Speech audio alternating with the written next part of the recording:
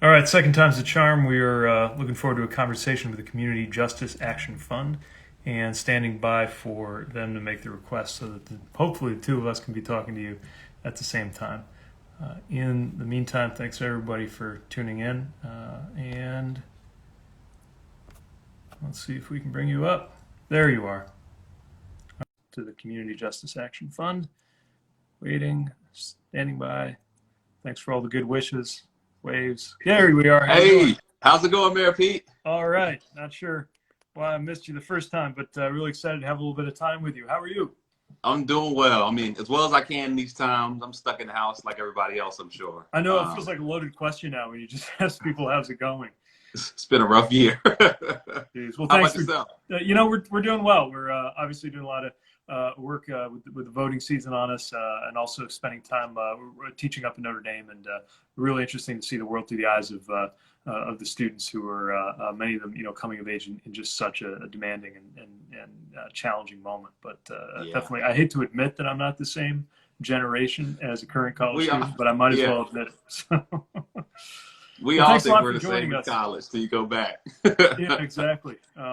Thanks a lot for joining us. I'm really excited. Again, for those who are just following for the first time, Community Justice Action Fund is doing phenomenal work to benefit people who've been impacted by gun violence and prevent gun violence from affecting people in the future. So let me begin just by asking you a little bit about how you came into this work and what you've been doing to build power for communities to end gun violence. Yeah. Well, I came into this work not by choice. In 2013, when I was walking home with my family members, I got caught in the middle of a crossfire and was shot here in Washington, D.C. And for me, it was a long recovery and a hard one. Went through 6 different surgeries, 6 months of recovery. But in that time, I really learned a lot about this crisis. My nurse told me when I was leaving the hospital that every day, young Black folks like me come through these doors, and it's like a revolving door of pain and trauma. But there wasn't any major change that was happening. And that's where it kind of highlighted for me how big this is. Over 100,000 people are shot or killed by guns every year. And when you look at homicides, not only are over 70% of the people who are a victim of homicides Black or brown, it is now the #1 cause of death for Black men under 44 and Black women under 20. The second big thing that stood out to me, though, was when I was shot. This was right after Newtown, and we was literally watching the news. We saw families in pain, and we were also seeing the same elected officials that had stood up for us on so many other issues turn a blind eye to gun violence. And so that's what inspired me to just speak up and be an activist. I started by just sharing my story, being brave enough to just put my vulnerability on the table, but then joined a really amazing organization, the Community Justice Action Fund. We're only about 4 years old, but our whole focus is how do we end gun violence by centering the communities and the people who are impacted first and leading with policies that empower and support those who are being impacted, and not just laws and regulations to try to police or control these communities, but how do we empower them? And we do that in a number of ways. So I guess I can get to that in a second, but that's how I got involved. Yeah. So so many people are impacted by gun violence, but to take that and turn that into action and use that to impact people, I think is so admirable. It's one of the reasons I was excited for more of my followers to get to know you and your work. So yeah, tell us a little bit about, because some of your policy ideas have been implemented, as I understand, including here in the Midwest. So tell us a little bit about that kind of impact, how it worked, and what you're Oh, looking more. well, definitely not enough, but a few are getting implemented. So if you look at our policy agenda, one of the biggest things we prioritize are investments in community-based solutions. When we think about reducing violent crime, we often overlook that there are ways to proactively support those folks who are either impacted by violence or could potentially become someone who does a violent act. A huge thing is when you look at someone who is an offender of a violent crime, the majority of them are actually survivors first. And so we push for programs that help support survivors in their recovery, just like myself, whether that's mental health services, relocation, housing, but how do we help those who are harmed first? Secondly, there's a really amazing partners that we have, programs like Advanced Peace, that focuses on really cognitive behavior therapy for those who are most at risk of becoming someone who may commit a violent act.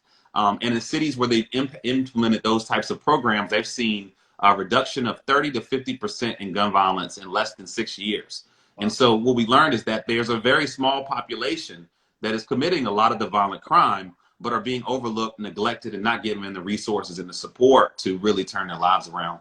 We also just see that there's a huge oversight of violence against women. When you look at Black women specifically, violence in the home is from on the low end, statistics say 3 times as bad. On the high end, 13 times as bad, depending on the year those stats are done.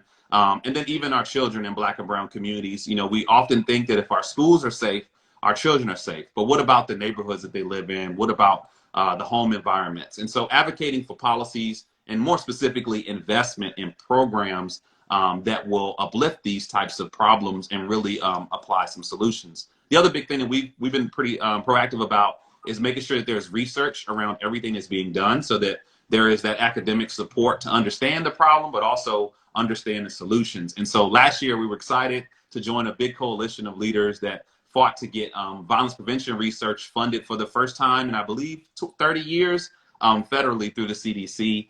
And so we're pretty excited about that. That was a big victory for us. And then at the city level, we've seen the implementation of offices of violence prevention, where government leaders have created these offices that are independent from law enforcement, but are focused on creating comprehensive strategies and solutions to end gun violence beyond the hardware, beyond the law enforcement, beyond the time in jail, but more, how do we make sure housing, education, human services, all those programs are working to address violent crime. It's so important to have that holistic approach, right? Because it feels like if it's reached the point where law enforcement is involved, I don't want to say too late. It's never too late, but it's way down the chain of events from when you might have been able to make a difference. And we looked at that here in South Bend. My successor's doing some work along the lines exactly what you're describing. So a lot of people who follow us on Instagram are very action-oriented people. If you're just watching this right now, what are some ways to get involved? How can people support the work that you're doing year-round? Oh man. Well, there's so much work to be done. So if you want to get involved, there's a lot to do. First of all, you can follow us right now. If you just click our name up top there, you can follow us on social media. We also do a lot of different petitions around different issues. We've done a big petition to organize people against stand your ground laws that have been harming Black and brown folks disproportionately. We did one around police violence and acknowledging that that is a form of gun violence. So you can sign a lot of those petitions and learn more about those efforts on our website. In addition, we have a few campaigns that we've launched right now. One is our Invest in Us campaign, where we're working with different city leaders and state leaders across the country to advocate for them to invest in us. And there are multiple hearings, especially after the election, that will happen that will need residents to come and speak up and be a part of that. So if you sign up for our newsletter, you'll hear about more of those opportunities. And then we have a few more special projects that are popping right now that we're excited about, and we'll be announcing in the next couple of weeks. That thing about speaking up is so important, because I don't think a lot of folks realize you can testify on important policies. Congress is one thing, right? To testify in Congress, you have to be invited. But so many state and local processes, which is where a lot of these decisions are actually made, right? I've seen decisions go differently because people showed up, and sometimes there are even people not yet old enough to vote, but who were impacted, since so many youth are affected by this, by telling their experience and their stories. So I'm really impressed by the focus on that. One thing I want to ask about, because it's often the day-to-day gun violence that does the most damage in communities of color. And you mentioned these statistics, especially for young Black men and young Black women. But often the violence that grabs the headlines are these mass gun violence incidents, which are obviously terrifying and a huge problem. But those happen from time to time, while there's another layer of gun violence that's happening every day. So what's the right way to think about kind of how to tackle that, or the kind of alliances that need to be made, knowing that, it's not just in the aftermath of a mass shooting that the whole country stops for, but every single day that we're seeing youth harmed and sometimes killed by gun violence in our communities. Yeah, I mean, the first thing to understand is that these mass shooting incidents are only a percentage of the problem. When we think about gun violence, you have to also think about suicide and how that's impacting us in a tremendous way. You have to think about accidental death of our youth, and you have to think about homicide, frankly, in our Black and brown community, and violence against women and domestic abuse.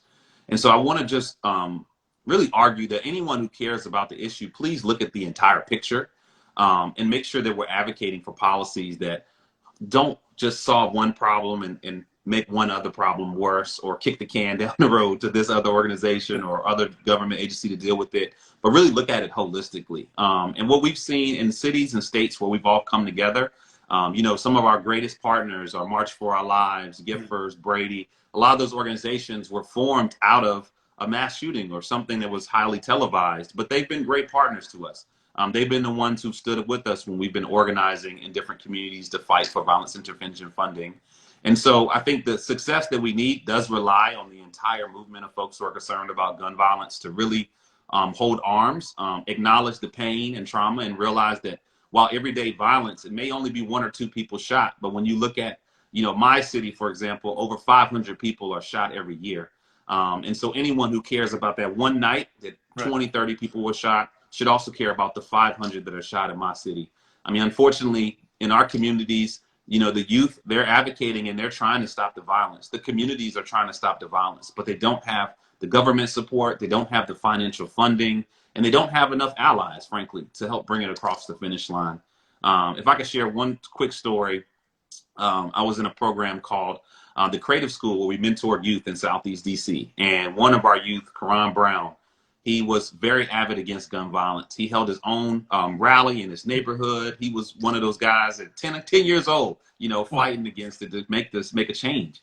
But Karan Brown, unfortunately, was shot down a year and a half ago at a McDonald's, you know, over dispute about water bottles, was shot and killed by a grown man. And we had to sit there and watch the entire community, but also everyone that was at his rally, you know, his friends, his teammates, his football teammates, all mourn. And when you see something like that, you know, that's only one life, but you can't tell that community that they weren't destroyed by that loss of life. And so I just want to encourage folks to realize while we may say everyday gun violence or, you know, frequent gun violence, inner city gun violence, these are entire communities that are being destroyed. These are families. Every headline you see on the news, that's a person, you know, that's potential that's lost. And that's someone who might have been actually fighting for good that was lost in this struggle. And so I just hope that anyone that cares about the issue will attack it and not overlook the different perspectives and the different elements of this crisis of gun violence. Such a powerful and tragic story, but hopefully that motivates people to step up and get more involved the way you did. And if you're just joining, I'm with Greg Jackson, who is the Advocacy Director for Community Justice Action Fund, led by people of color doing extraordinary work on gun violence, preventing gun violence, and supporting people who are impacted by it. And I wonder, what do you think about ways to, the ways that the legitimacy or the perceived legitimacy of police, as we see these stories about police violence, affects the ability to confront gun violence? Because I think sometimes people use the statistics about people who are harmed, civilians harmed by other civilians, as an excuse to say, well, look, most of the violence isn't police violence. But at least our experience here in South Bend, a lot of what would happen was, you know, there would be these fights between groups, or it would escalate. There would be a beef. Somebody would be harmed. They'd kind of take revenge on somebody else, and they never thought to call the police to intervene because they didn't trust the police. And so that violence among youth was made worse by a perception that they couldn't trust the police. Do you see that same pattern of how that fits together, and how do we make sure people don't view it as an either or, as an excuse not to act on police reform? Yeah, I mean, I think, you know, the first thing is we got to acknowledge that people's distrust for the police doesn't come from a hollow place. You know, it doesn't come from the media, a news article. It comes from real interactions. You know, personally, you know, I've been profiled by the police and had guns pulled on me 4 times in my life. I can say the same thing for my little brother, for my cousins. I mean, that distrust comes from a real place. And so I think the first big thing is to acknowledge that. The second thing is to realize that gun violence is a public health crisis, and we're taking a law and order, law control approach. And when you put all of the pressure on the reactive part of the solution, which is policing, you know, they're the last ones in, the guns have already been drawn at that point. When you put all the weight on law enforcement, you're going to get these conflicts that become violent. You're going to get this frustration. You're going to get neighborhoods that don't feel like the police are trying or can't do enough or aren't engaged. And so I think the first step is acknowledging that pain. And the second step is not necessarily just focusing on reform. It's focusing on what else are we investing in? How are we looking at this as an entire public health crisis? And is everyone doing their job to deal with this? You know, in my neighborhood, the high school that's closest to me, right down the street, you have to walk past 6 police cars to get to it. But the dropout rate is 41%. Wow. And when if you look at the funding in our city, the dollars for that school versus the dollar for policing in my neighborhood are not balanced. And that is just one of the things that we really need to look at. If we're taking this from a public health approach, then we'll be able to apply comprehensive solutions so that the police aren't the only ones out there. You can ask, I've done multiple ride-alongs with officers in my neighborhood when I worked for the government. And the first thing that they'll share is that they're juggling too much. You know, they're trying to handle potholes, lights are down, heart attacks, substance abuse, you know, and it's like, it's just all of that's being done when in reality, our government should be supporting and helping address all of that. And so I think we have to make sure that we are investing in a comprehensive approach, making sure our police are given the tools they need, but also the training and the regulation, frankly, to protect people holistically.